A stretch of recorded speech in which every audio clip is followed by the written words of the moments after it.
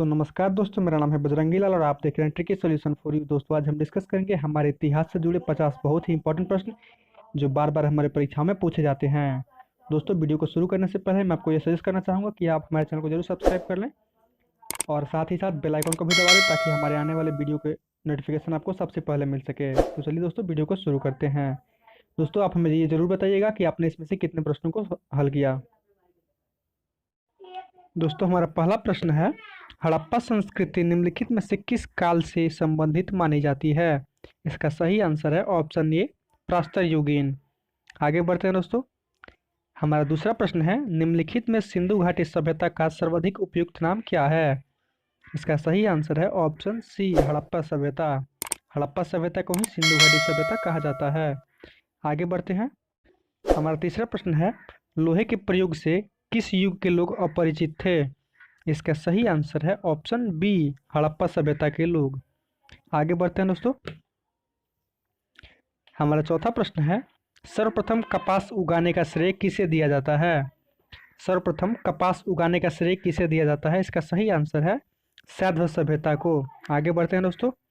हमारा पांचवा प्रश्न है, ऋग्वेद में उल्लेखित लगभग 25 नदियों में सर्वाधिक महत्वपूर्ण नदी कौन सी है? इसका सही आंसर है ऑप्शन बी, सरस्वती। हमारा अगला प्रश्न है, वेदांत किसे कहा जाता है? वेदांत किसे कहा जाता है? दोस्तों इसका सही आंसर है ऑप्शन डी, उपनिषदों को। उपनिषदों को वेदांत कहा जाता है। आगे बढ़ते हैं दोस्तों। हमारा सातवां प्रश्न है, गायत्री मंत्र किस वेद से लिया गया है? ये बहुत ही इंपॉर्टेंट प्रश्न है। गायत्री मंत्र किस वेद से लिया गया है? इसका सही आंसर है ऑप्शन ए, ऋग्वेद से। आगे बढ़ते हैं दोस्तों। हमारा आठवां प्रश्न है, ब्राह्मण ग्रंथों में सर्वाधिक प्राचीन कौन है? ब्राह्मण ग्रंथों में सर्वाधिक प्राचीन कौन है? इसका सही आंसर है ऑप्शन बी, शतपथ ब्राह्मण। आगे बढ़ते हैं दोस्तों। हमारा नौवां प्रश्न है, जैन परंपरा के अनुसार जैन धर्म में कुल कितने तीर्थकर हुए? जैन परंपरा के अनुसार जैन धर्म में कुल कितने तीर्थकर हुए? इसका सही आंसर है ऑप्शन डी, 24। आगे बढ़ते हैं दोस्तों। हमारा 10वां प्रश्न है, भारत में पूजित प्रथम मानव प्रतिमा कौन सी थी? भारत में पूजित प्रथम मानव प्रतिमा कौन सी थी? इसका सही आंसर है ऑप्शन ए, भगवान बुद्ध की प्रतिमा। भगवान बुद्ध की प्रतिमा सबसे पहले पूजी गई थी। आगे बढ़ते हैं दोस्तों। हमारा 11वां प्रश्न है, गौतम बुद्ध को किस नदी के तट पर ज्ञान प्राप्त हुआ? गौतम बुद्ध को किस नदी के तट पर ज्ञान प्राप्त हुआ? इसका सही आंसर है ऑप्शन ए, निरंजना नदी के तट पर। आगे बढ़ते हैं दोस्तों। हमारा 12वां प्रश्न है, बौद्ध धर्म ग्रहण करने वाली प्रथम महिला कौन थी? बौद्ध धर्म ग्रहण करने वाली प्रथम महिला कौन थी? इसका सही आंसर है ऑप्शन डी, गौतमी। हमारा 13वां प्रश्न है, किस बौद्ध ग्रंथ में सर्वाधिक संस्कृत का प्रयोग किया गया है? किस बौद्ध ग्रंथ में सर्वाधिक संस्कृत का प्रयोग किया गया है? इसका सही आंसर है ऑप्शन सी, अभिधम पिटक में। आगे बढ़ते हैं दोस्तों। हमारा 14वां प्रश्न है, सर्वप्रथम किस उपनिषद में देवकी पुत्र एवं अंगिरा के शिष्ट के रूप में कृष्ण का उल्लेख मिलता है? इसका सही आंसर है छांदोग्य उपनिषद में। आगे बढ़ते हैं दोस्तों। हमारा 15वां प्रश्न है, श्रीमद् भागवत की रचना किसने की?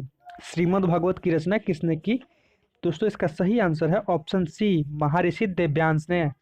आगे बढ़ते हैं दोस्तों। हमारा 16वां प्रश्न है, किस विदेशी यात्री ने शिव को डायोनिसस कहा? किस विदेशी यात्री ने शिव को डायोनिसस कहा?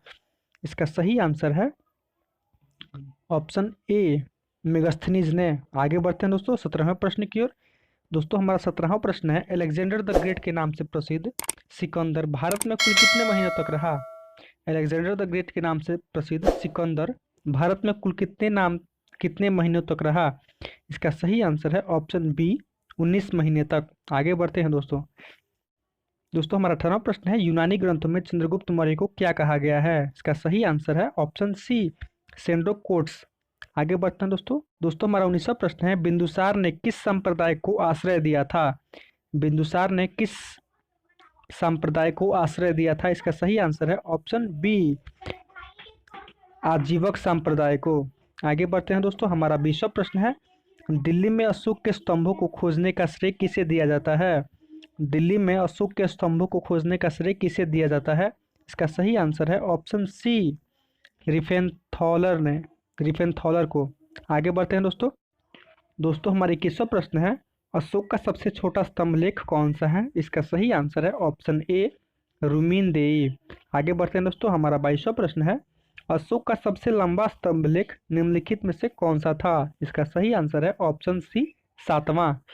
आगे बढ़ते हैं दोस्तों। हमारा 23वां प्रश्न है, किसने पाटलिपुत्र को पोलीब्रोथा कहा?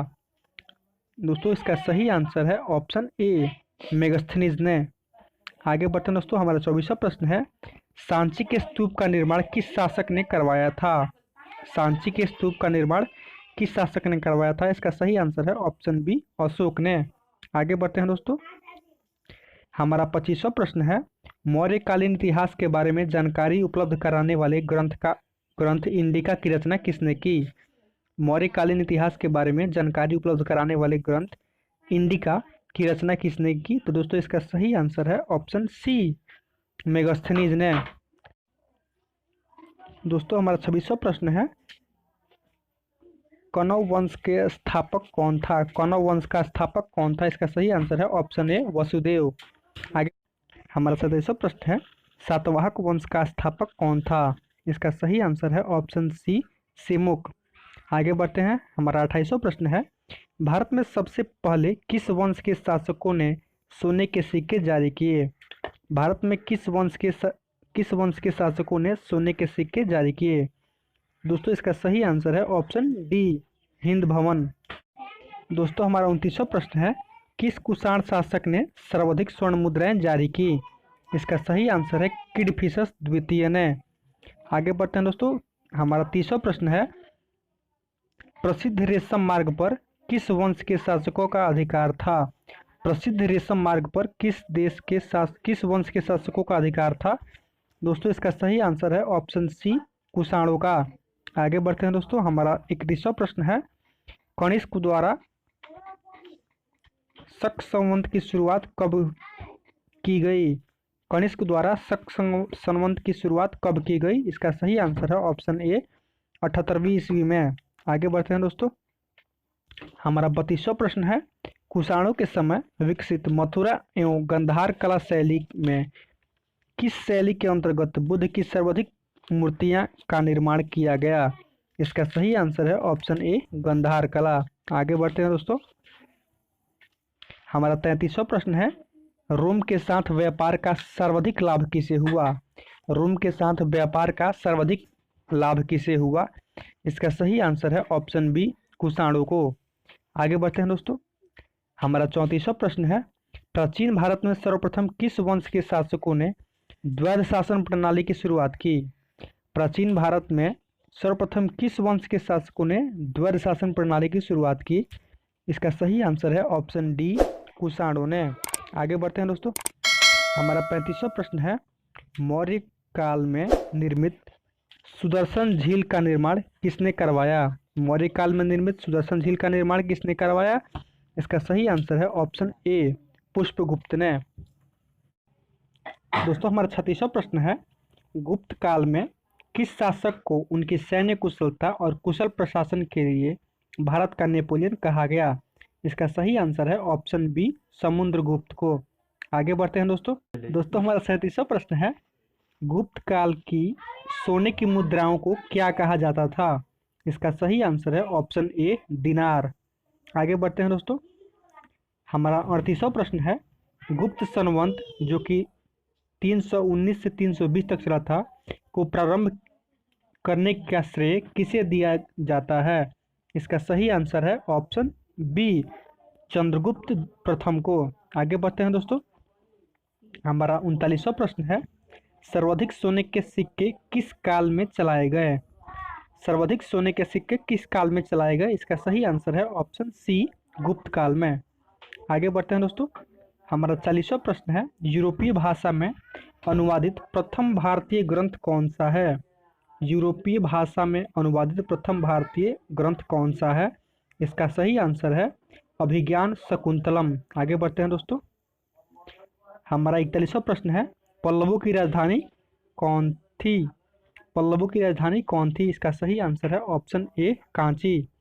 आगे बढ़ते हैं दोस्तों। हमारा 42वां प्रश्न है, दक्षिण भारत में किस चो किस चोल शासक ने अपनी सर्वश्रेष्ठता स्थापित की? इसका सही आंसर है ऑप्शन डी, परांतक ने। आगे बढ़ते हैं दोस्तों। हमारा 43वां प्रश्न है, कांची के सुप्रसिद्ध कैलाशनाथ मंदिर का निर्माण किस पल्लव नरेश ने करवाया? इसका सही आंसर है ऑप्शन सी, नरसिंह वर्मन द्वितीय। दोस्तों हमारा 44वां प्रश्न है, किस मंदिर को द्रविड़ चोल कला शैली का उत्कृष्टतम उदाहरण माना जाता है? इसका सही आंसर है बृहदेश्वर मंदिर को। आगे बढ़ते हैं दोस्तों। हमारा 45वां प्रश्न है, गुजरात के चालुक्य वंश के किस शासक ने 1178 ईस्वी में आबू पर्वत के समीप मोहम्मद गौरी को परास्त किया? इसका सही आंसर है ऑप्शन बी, मूलराज द्वितीय। आगे बढ़ते हैं दोस्तों। हमारा 46वां प्रश्न है, सोमनाथ के मंदिर पर 1025 ईस्वी में मोहम्मद गजनवी के आक्रमण के समय गुजरात का शासक कौन था? इसका सही आंसर है ऑप्शन सी, भीमदेव प्रथम। आगे बढ़ते हैं दोस्तों। हमारा 47वां प्रश्न है, मोहम्मद गौरी और कन्नौज के राजा जयचंद के मध्य 1194 में हुआ युद्ध किस नाम से प्रसिद्ध है? इसका सही आंसर है ऑप्शन सी, चंदावर का युद्ध। आगे बढ़ते हैं दोस्तों। हमारा 48वां प्रश्न है, किस पुराण में ब्राह्मणों को गंभीर अपराध के लिए मृत्युदंड से वर्जित कर देश से निकालने एवं विशिष्ट चिन्हों से दागने की व्यवस्था थी? इसका सही आंसर है ऑप्शन ए, मत्स्य पुराण। दोस्तों हमारा 49वां प्रश्न है, पृथ्वीराज चौहान के विरुद्ध लड़ने के लिए किस राजपूत शासक ने मोहम्मद गौरी को आमंत्रित किया? इसका सही आंसर है ऑप्शन सी, जयचंद ने। आगे बढ़ते हैं दोस्तों अपने अंतिम प्रश्न की ओर। दोस्तों हमारा 50वां प्रश्न है, भारत में मुस्लिम राज्य का स्थापक मोहम्मद गौरी को माना जाता है, लेकिन स्वतंत्र मुस्लिम राज्य का स्थापक किसे माना जाता है? इसका सही आंसर है ऑप्शन ए, कुतुबुद्दीन ऐबक को। दोस्तों आशा करता हूँ कि आपको यह वीडियो अच्छा लगा होगा। यदि आपको यह वीडियो अच्छा लगा हो तो इसे लाइक जरूर करें और साथ ही साथ हमारे चैनल को सब्सक्राइब कर लें और अपने दोस्तों को भी शेयर करें।